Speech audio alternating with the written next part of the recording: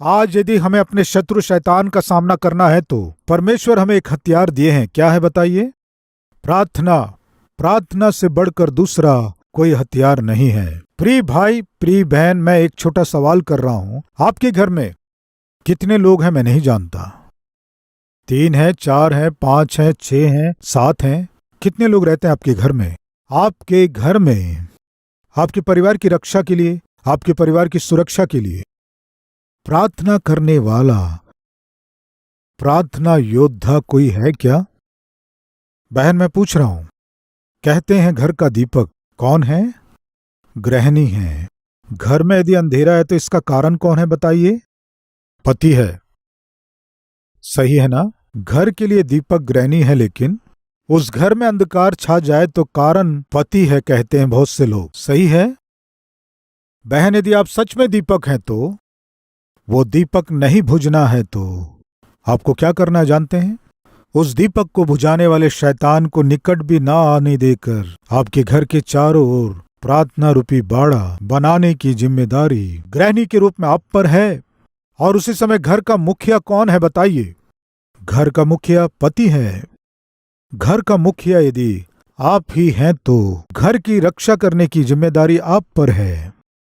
हाँ, मेरी पत्नी प्रार्थना करती है, संगति में जाती है, चर्च भी जाती है। घर से एक जाने से काफी है। क्या है? घर से एक जाने से काफी है। इस बात को किसने कहा था जानते हैं? जानते हैं आप किसने कहा था? फिरौन।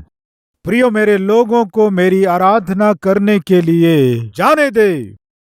इस तरह परमेश्वर जब मूसा के द्वारा फिरौन से कहा तो तब फिरौन मूसा और हारून को बुलाकर क्या कहा जानते हैं? तुम्हें पूरे परिवार के साथ जाने की आवश्यकता नहीं है, परिवार से एक जन जाए तो काफी है। यह फिरौन का विचार है। फिरौन शैतान के सदृश है, मिस्र संसार के सदृश है, इजरायली लोग आत्मिक लोगों के सदृश हैं। मूसा प्रभु यीशु मसीह रूपी उद्धारकर्ता के सदृश है। सुनिए प्रिय भाइयों और बहनों, फिरौन क्या कहा जानते हैं? घर का कोई एक जन जाने से काफी है। आज दुख की बात यह है कि यह शैतान की योजना है। इसे ना जानकर मेरी पत्नी चर्च जाती है, काफी है। मेरा बेटा चर्च जाता है, संडे स्कूल जाता है, काफी है। इस तरह कहकर घर में बैठकर टीवी देखने वाले माता पिता हैं। मेरे पिताजी जाते, मेरी माँ जाती है, ये कहकर घर में क्रिकेट मैच देखने वाले बहुत से बच्चे हैं। ऐसे लोग क्या कर रहे हैं? शैतान की योजना को पूरी कर रहे हैं। प्रिय, परमेश्वर की उपस्थिति में पूरे परिवार के साथ जाना है, ये परमेश्वर चाहते हैं। मूसा ने यही कहा था, घर से एक जन आना ठीक नहीं। हमारे बुजुर्ग और हमारे बच्चे पूरे परिवार के साथ प्रभु की आराधना में जाना है। यस, पूरे परिवार के साथ जाकर परमेश्वर की आराधना करना परमेश्वर की योजना है। प्रिय भाइयों बहनों, सुनिए, उस दिन शाऊल पूरी रीति से युद्ध में हार गया। इसका कारण जानते हैं? उसके सैनिकों के पास जो हथियार चाहिए वो हथियार नहीं थे। उसका मुख्य कारण ये था कि शाऊल उसकी अगुवाई करने वालों को, जो उसकी अगुवाई करते थे, उस भविष्यवक्ता को उसने छोड़ दिया था।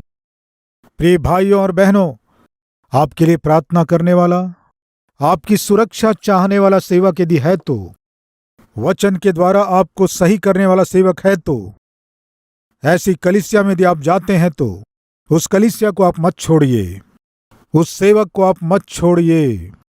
आपके प्रति, आपके परिवार के प्रति जिम्मेदारी के साथ आंसू बहाकर प्रार्थना करने वाला सेवक, आत्मा की सुरक्षा के लिए खरा वचन देने वाला सेवक यदि है तो उस कलीसिया को कभी मत छोड़िए। ऐसे सेवक को कभी मत खोइए।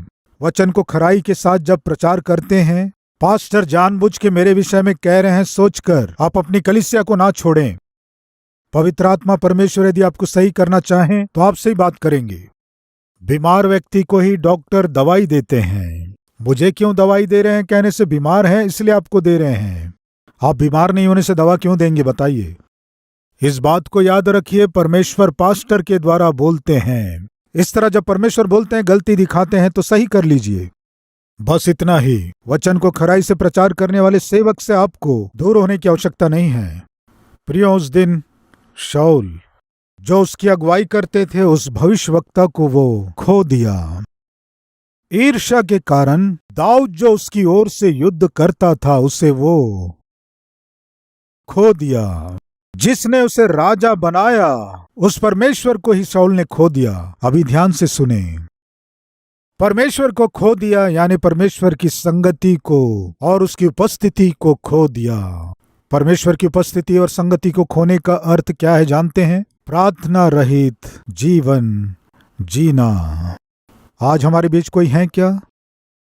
मैं मसीह हूं कहते हुए, चर्च जाता हूं ये कहते हुए, प्रभु की मेज में शामिल होता हूं ये बताते हुए, बपतिस्मा लिया हूं ये गवाही देते हुए, व्यक्तिगत प्रार्थना करने के जीवन को अनदेखा करने वाले आत्मिक व्यक्ति और आत्मिक स्त्री के रूप में हैं तो शाऊल के मार्ग में आप चल रहे हैं। सावधान।